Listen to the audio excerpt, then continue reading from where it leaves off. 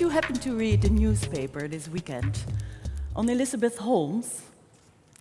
She is a chemist student from Stanford, dropped out of college and started her own company. And that company invented a blood test that replaces up to 70 different types of blood tests. So now we don't need to go to the general practitioner and have like 8 tubes. Only 1 drop of blood is enough for up till 70 tests. By the way, that company of hers, worth $9 billion.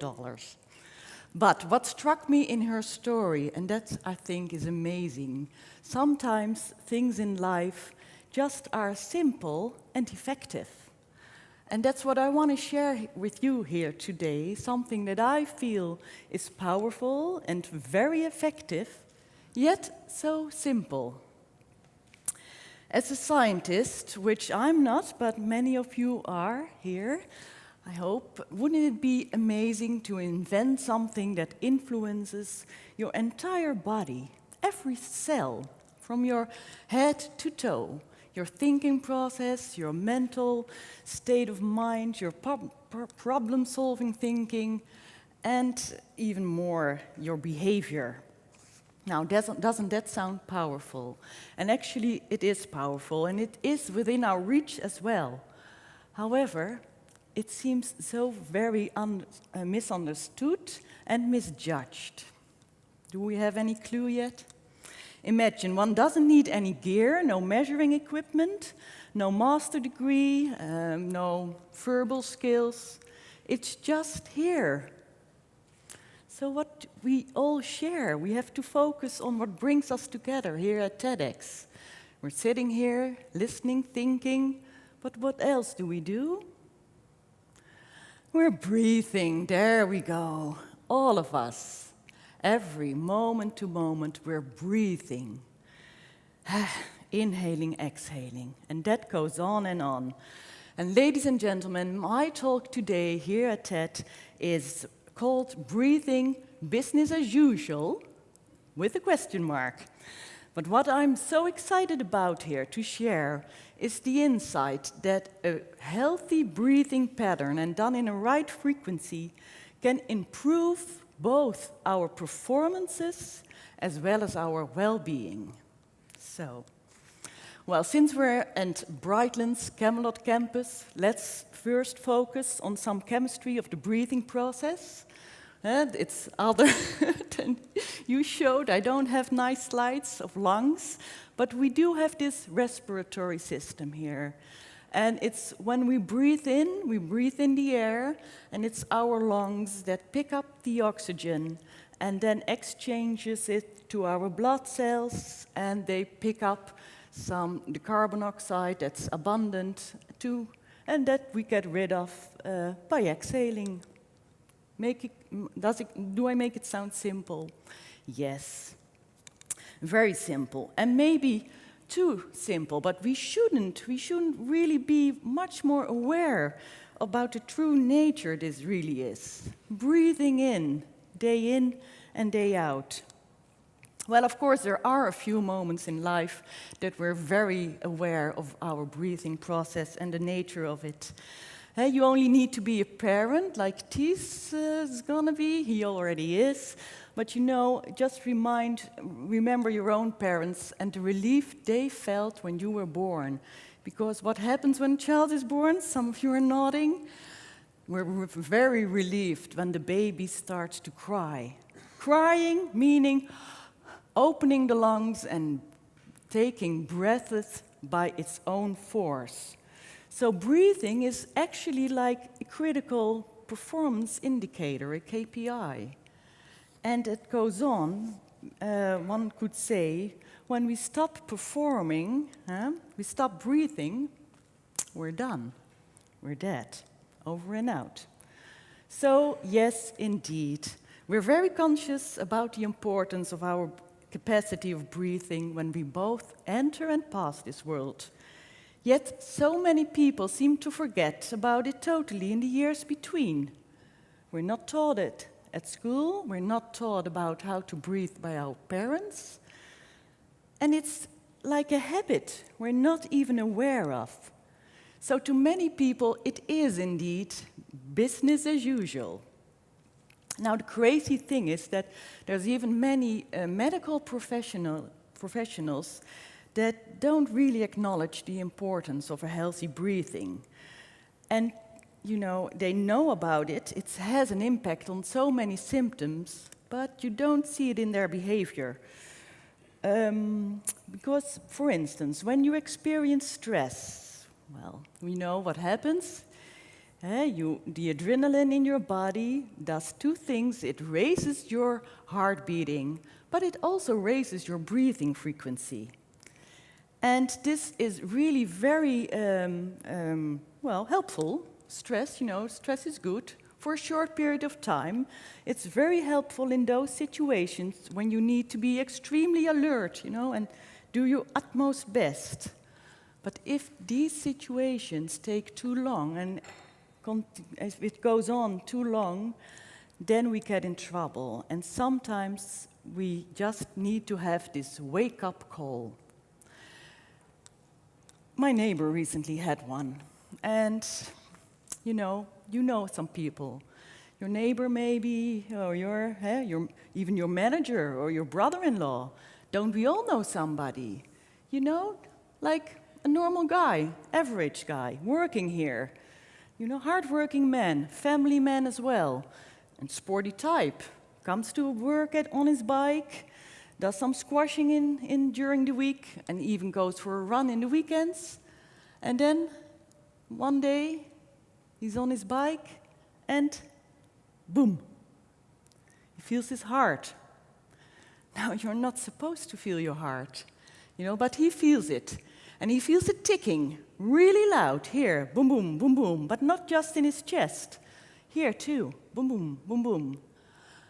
And he thinks, so this is it. No. Next thing he knows, he's in the hospital. ER, heart monitor, beeps, tubes, everything. But thank God, he survives.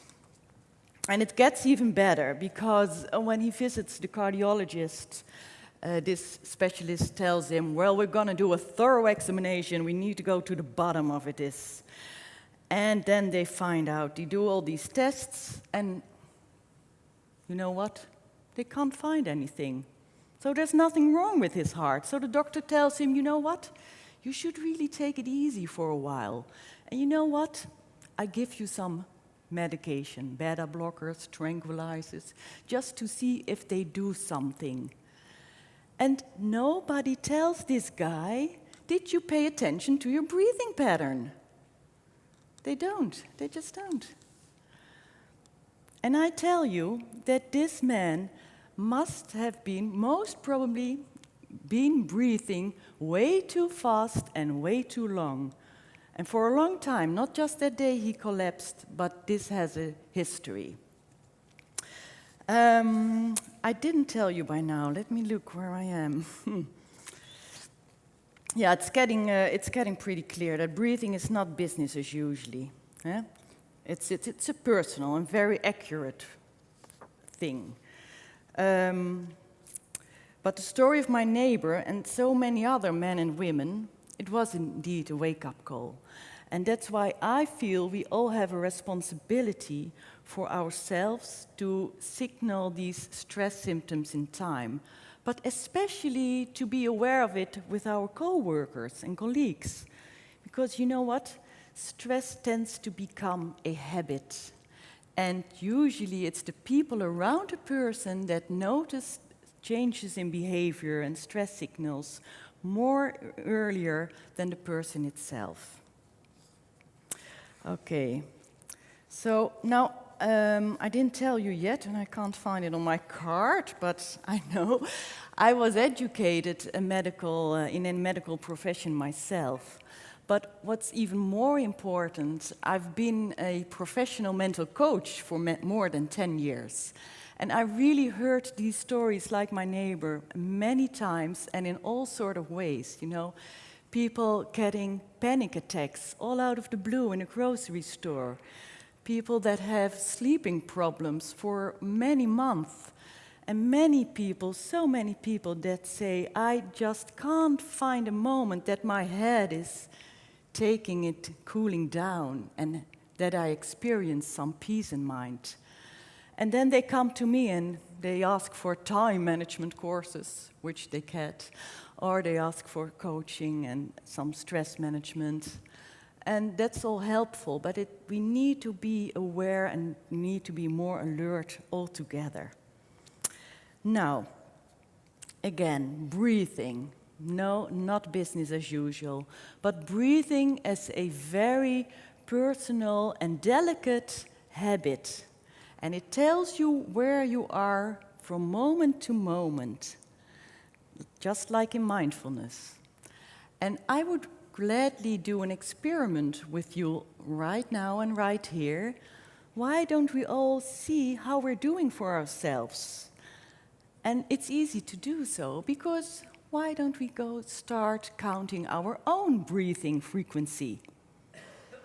Now, I'll tell you how we do that. I have this clock here in front of me, so I don't know exactly how long it takes to be silent for 1 minute. And if we then start to breathe and to count our own breathing, yes, what we do is we count a cycle. So you breathe in, inhale, exhale, and that counts for 1. Okay, that's the breathing cycle. And now you may notice something interesting, that now that we talk about breathing, maybe you start paying attention. And what do you notice with yourself? Maybe it rises, maybe you try to lower it. Well, everything is fine. This is not a scientific zero measurement. This is just situational. So see for yourself. You don't need to count out loud. You don't need to share. Just do this for yourself. Just a sec, I'm going to sit here too. Well, it's nice on the minute. 10 more seconds. So we'll be all able to breathe out. And when I say start, we can start. Oh, it turns back. Oh, I have to. The clock ticks on the other way round. Do you exhale, and are you with me with it now? Start. Inhaling, just go, do your thing. 1 minute.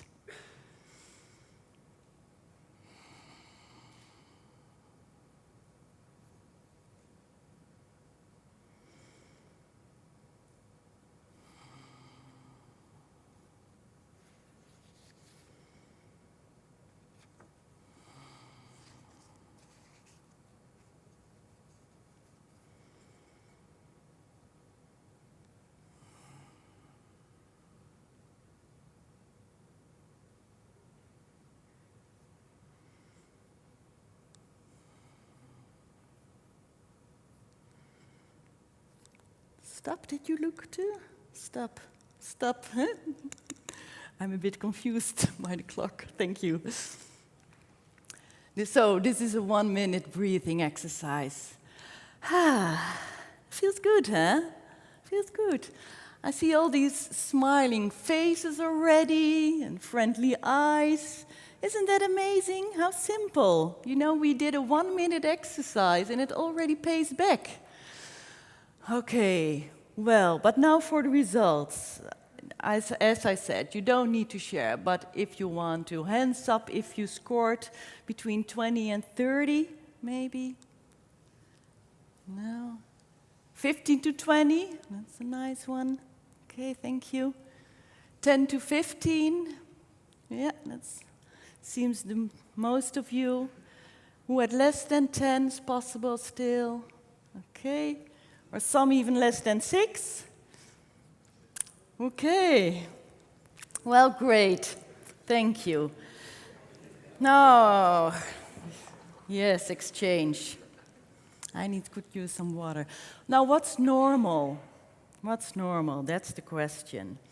Well, your frequency is influenced by both your physical activity as well as your mental activity, your thinking, but also the amount of anxiety and the amount of nervousness you feel. And consider we are all in this relaxing environment in 24, and assuming, and it looks like it, you're enjoying this TED event, you should have in these surroundings a breathing frequency from 6 to 10 at the most. That would change immediately. It would go up to 16 or 20 if you would go walking around here in the area. And it would go even further up till 40 or 60 if you go outdoors and start a run. Go running. Okay. So, suppose, and you know, you're just average. Suppose you're a person who has who breathes 18 times a minute. And not just here, but as a regular pattern, which is really common. Well, what does that tell you? That tells you that your body is actually preparing itself for the stress reaction, the fight or flight response.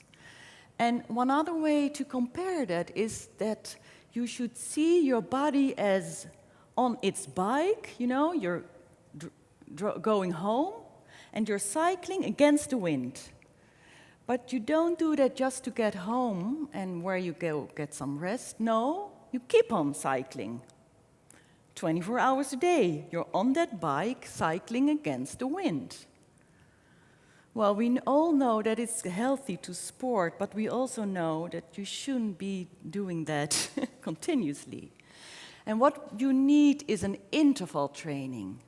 And that's what sporters very well know, but stressed people need to learn it. And I've just 2 minutes to teach you a small exercise, and then we can all learn to lower our breathing frequency. And I tell you, this is simple and effective. I just want you to join me. And you need 3 things I show. It's that you keep you keep your hand, one hand here up your chest, one hand on your belly. Not your stomach, really your belly. And it's meant that when you're breathing, you feel both hands, and not just this one going up. Your shoulders need to be relaxed.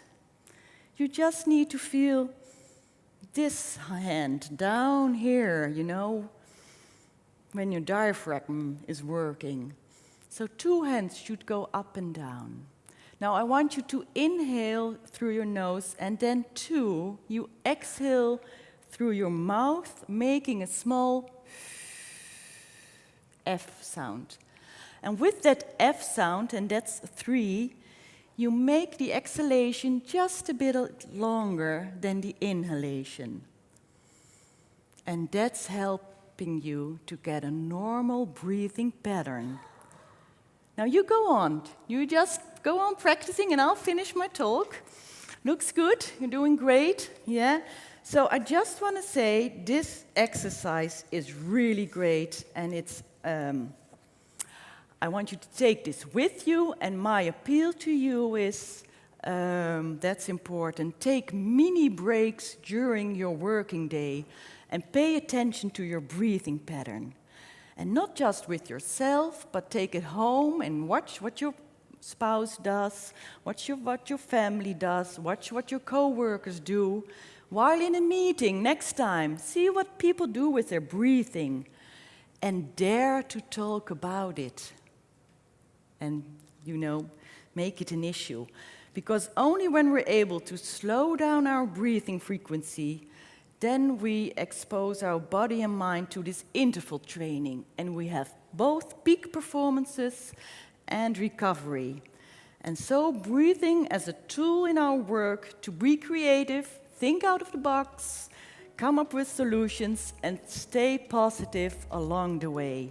Breathing, no longer business as usual, but a key to success, your success. Thank you.